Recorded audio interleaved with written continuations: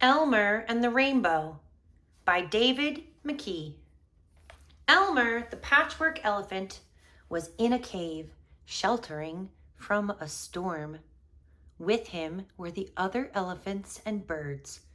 Thunder and lightning are exciting, said Elmer, and after a storm we might see a rainbow. When the storm had stopped, Elmer and the birds went outside. Elmer felt drops on his head. "Oh," he said, "it's still raining. Perhaps it's the rainbow crying," said a bird. "It's come out too soon and lost its colors. Look!" In the sky was a pale shape, a rainbow without colors, said Elmer. "That's awful. We must do something. I'll give it my colors." "To do that, you'll have to find where it touches the ground," said the bird. "Nobody knows where that is." "Well, what are we waiting for?" said Elmer. "Let's start searching. You go that way, and I'll go this." "What are you looking for, Elmer?" called Lion. "The end of the rainbow," said Elmer. "Have you seen it?" "Which end?" asked Lion. "Either end," said Elmer. "The rainbow's lost its colors. I can give it mine, if we can find the end." "A rainbow without colors? That is serious," said Tiger. "Come on, Lion. We'd better search. You too, rabbits. We'll roar when we find it," said Lion. A little later, Elmer met Giraffe. "Elmer," she said, "there's something strange in the sky." "That's the rainbow," said Elmer, and he told her about the lost colors. "Can you see where it touches the ground?" Giraffe stretched very high. "No, I can't," she said. "What will happen to you, Elmer, if you give your colors?"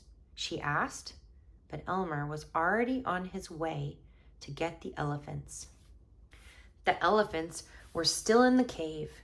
"We're not coming out with that thing in the sky," they said. But when Elmer explained the problem, the elephants were keen to help. "What about Elmer?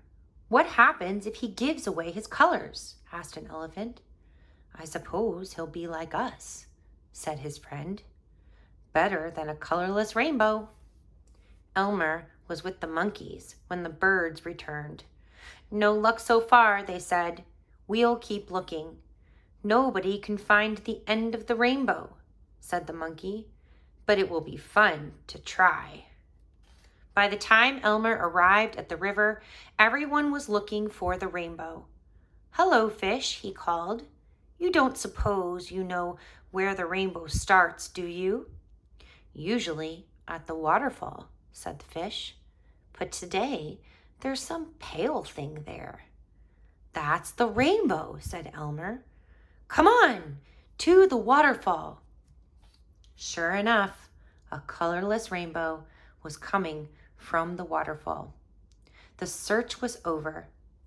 Elmer, the fish, and the crocodiles called loudly to the other animals.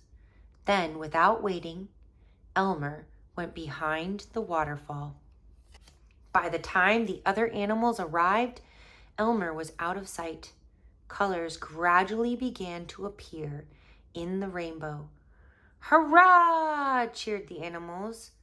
"But what about Elmer?" whispered an elephant.